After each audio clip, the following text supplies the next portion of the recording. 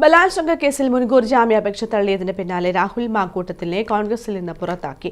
കോൺഗ്രസിന്റെ പ്രാഥമിക അംഗത്വത്തിൽ നിന്നാണ് രാഹുലിനെ പുറത്താക്കിയത്. ബലാത്സംഗ കേസിൽ മുൻകൂർ ജാമ്യാപേക്ഷ തള്ളിയതിന് തൊട്ടുപിന്നാലെയാണ് രാഹുൽ മാങ്കൂട്ടത്തിലിനെ കോൺഗ്രസിൽ നിന്ന് പുറത്താക്കിയത്.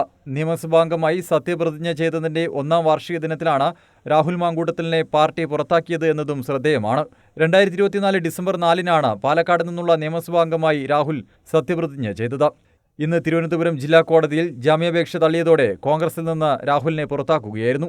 നിലവിൽ സസ്പെൻഷനിലുള്ള രാഹുൽ മാങ്കൂട്ടത്തിലിനെ ഉയർന്ന പരാതികളുടെയും രജിസ്റ്റർ ചെയ്ത കേസുകളുടെയും അടിസ്ഥാനത്തിൽ കോൺഗ്രസിന്റെ പ്രാഥമിക അംഗത്വത്തിൽ നിന്നും പുറത്താക്കിയതായി KPCC president Sunny Joseph MLA അറിയിച്ചു. രാഹുൽ MLA സ്ഥാനം ഒഴിയുന്നതാണ് നല്ലത്. രാഹുലിന്റെ ചെയ്തികൾ കോൺഗ്രസിന് ദോഷം ചെയ്തു. ഐക്യകണ്ഠേനയാണ് മാങ്കൂട്ടത്തിനെതിരെ നടപടിയെടുത്തതെന്നും സണ്ണി ജോസഫ് പ്രതികരിച്ചു.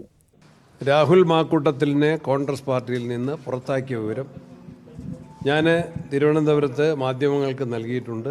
ഇപ്പോൾ ഇടുക്കിയിലായതുകൊണ്ട്, കട്ടപ്പനയായതുകൊണ്ട് ഇവിടെ മാധ്യമ സുഹൃത്തുക്കളുടെ മുമ്പിൽ നേരിട്ട് അറിയിക്കുന്നു. രാഹുൽ മാക്കൂട്ടത്തിനെ കോൺഗ്രസ് പാർട്ടിയിൽ നിന്ന് പുറത്താക്കിയിരിക്കുന്നു. AICCയുടെ അനുമതിയോടുകൂടി. നേരത്തെ അതിന് അനുമതി തേടിയിരുന്നു, അനുമതി ലഭിച്ചു. അനുമതിയോടുകൂടി ഇപ്പോൾ പുറത്താക്കിയിരിക്കുന്നു. രാജിവെക്കുന്നതാണ് നല്ലത്. കോൺഗ്രസിലെ നേതാക്കന്മാരെല്ലാവരുമായിട്ട് ആലോചിച്ചു. എല്ലാ നേതാക്കന്മാരുടെയും ഐക്യകണ്ഠേനയുള്ള യോജിച്ച തീരുമാനമാണ് ഇപ്പോൾ എടുത്തിട്ടുള്ളത്. ഏകകണ്ഠമായാണ് പുറത്താക്കൽ തീരുമാനമെടുത്തതെന്ന് പ്രതിപക്ഷ നേതാവ് VD സതീശനും പ്രതികരിച്ചു.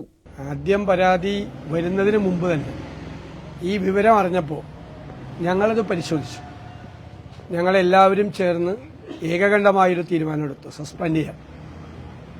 അന്ന് ആ തീരുമാനമായിരുന്നു ശരി. രണ്ടാമതൊരു പരാതി കൂടി KPCC പ്രസിഡന്റ് വന്നു. ആ പരാതി വന്നപ്പോഴും ഞങ്ങൾ അതിനെക്കുറിച്ച് മനസ്സിലാക്കാൻ ശ്രമിച്ചു. ഞങ്ങൾ അപ്പം തന്നെ പാർട്ടിയുടെ മുഴുവൻ നേതാക്കളും കൂടി ഏകകണ്ഠമായ ഒരു തീരുമാനമെടുത്തു, പുറത്താക്കാൻ തീരുമാനമെടുത്തു. ഇന്ന് പ്രഖ്യാപിച്ചെന്ന് മാത്രമേ ഉള്ളൂ.